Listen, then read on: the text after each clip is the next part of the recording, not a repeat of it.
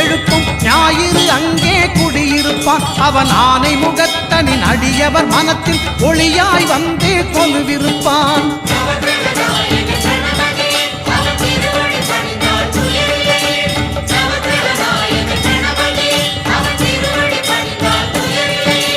ஒன்பது கோளும் ஒன்றாய் காண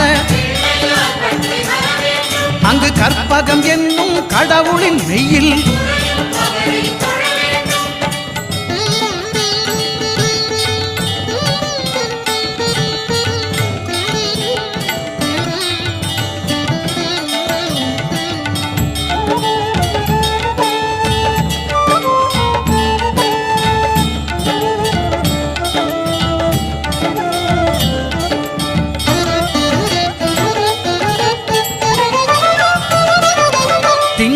பகவான் திருமுகம் காண